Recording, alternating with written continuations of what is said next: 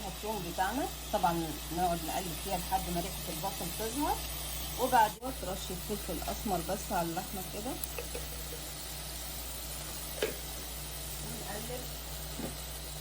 نحط الصلصه بتاعتنا كده اهوت عليها، ومحتاجه ميه هنزودها بس شويه ميه كده،